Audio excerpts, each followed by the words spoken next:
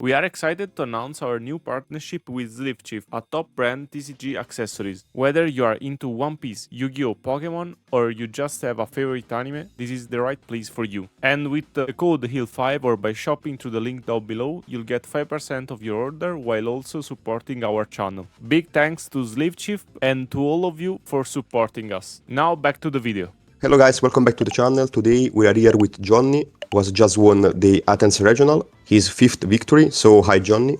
Hi, hello everybody. Today we are here to talk about Teach, the deck that you played in Athens. So let's start right away. The first question I want to ask is about the deck building. One of the most interesting choices is the single copy of Barges.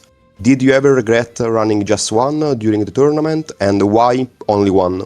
Okay, so I started testing Teach with 3 Burges playing the deck, and I never felt like the card was winning me any matchups in particular. I never felt like I wanted to play it, and now that Teach in this meta is heavily based on setup and clearing the opponent's board. So I continued testing, I just lowered it, and then I actually wanted to cut it, but running one is always good because you can play it, as I said, in the deck profile. You can play it off 6 cost Kuzan in the late game. That's always like a good option to have. Also, like the opponent has to play around it.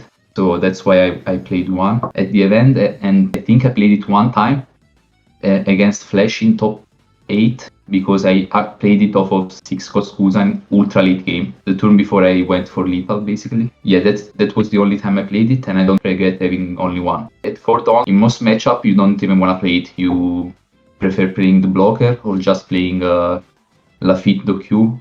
Those are better options into almost every match.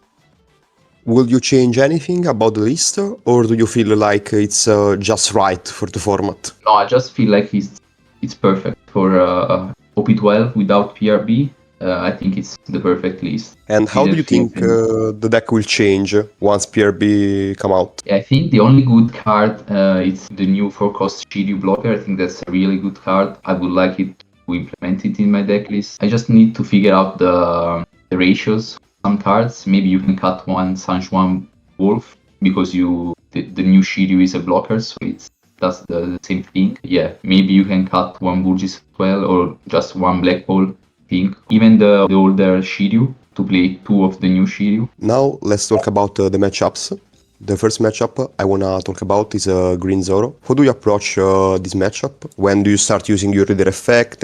How do you manage your lives? So the Green Zoro matchup, first of all, you want to go first in this matchup just because you can set up pretty easily and keep the opponent's board clear. The most important thing is you need to clear the opponent's board as much as possible, so they are forced to go face pretty aggressively, and once they turn on that type of game plan, just going face, you can just outvalue them. You have many setups. You can play in the mid game, you can play 6 cost Kuzan and then 2 dons open, so you force them to make a play. They either rest it with the spell and go leader, or like they cannot commit to just going leader. You can play Lafitte to loop them in value. Yeah, that's the general approach. Going second is a little bit more difficult because you struggle keeping up with the board. In general, against green, it's difficult to clear their 5 costs on curve when you have 6 dons. So that's a little bit more of a struggle. But yeah, the general approach is to clear their board. Once their board is clear and they're forced to go to accelerate and go lead phase, like really aggressively, then you turn your game plan to value and defense. You play Lafitte, you play blockers, having 2 dons up, and that's your game plan. In the late game, you need to be mindful of the 4-cost spell, obviously, that rests your blockers and your dons. Most importantly, your dons, because if you have one blocker and you have 3 dons, they can just rest 2 dons and go leader, and your blocker is useless. So yeah, be mindful of that. Just have like 4 dons up, 1 blocker, or like 3 blockers, 3 dons up. Like, be mindful of the output of damage they can do, and just be over it. The second matchup I want to talk about is Rayleigh. How do you approach this matchup in general? Do you prefer to starve your opponent? Do you want to go first, second? When you start using leader ability? In the Rayleigh matchup, I like to go first as well. I think having the ability to go for the Q into Vanagur is really good in this matchup. Just because you even force your opponent to attack into them, you get value off of that. I don't attack in the early game. I actually starve. I attack only once I stabilize. I use leader effect from 4 downs on. I don't use it like going first, I don't use it in the first turn, and going second, I don't use it in the first turn as well. Just because the amount of times you get punished are really low, not worth it to leader effect, because like 1 out of 5 games they go for triple searcher or like double searcher on 2. The goal of the matchup is to stabilize at least 1 life, and if you can do that, they are forced to go for the double unblockable, but the second unblockable you can almost always counter out of that.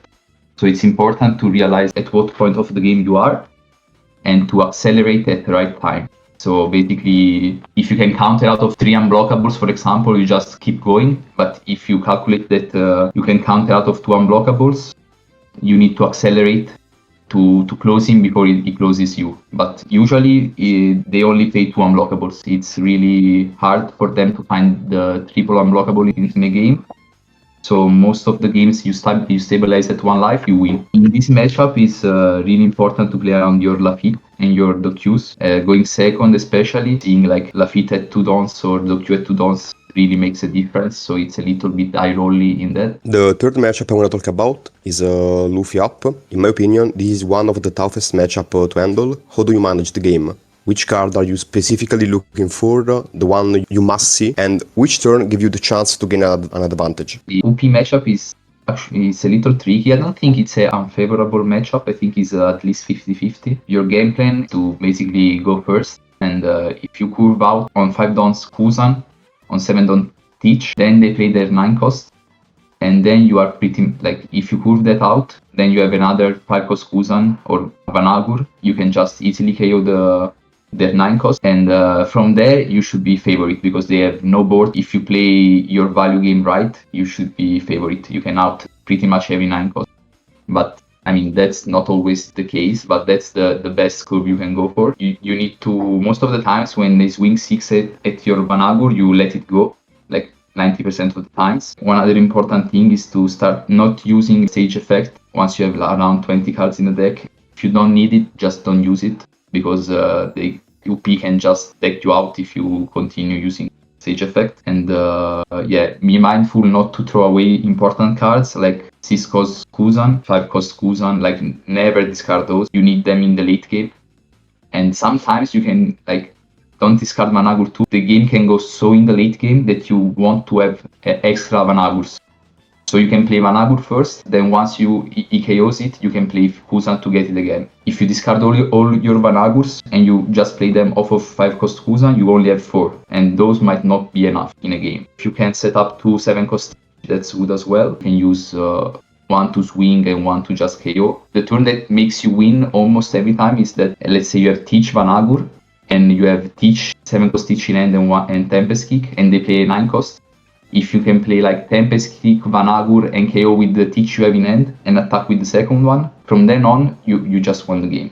There's nothing they can do to come back. Yeah, going second, it's important to kill their Zoro that they play on curve, because if you don't, if they double ramp and go into 9 cost, the only way you have to kill that on curve, on 8 dons, it's if you have Tempest active and you play Tempest Kick, then you Vanagur effect and you play 7 cost Teach with the effect.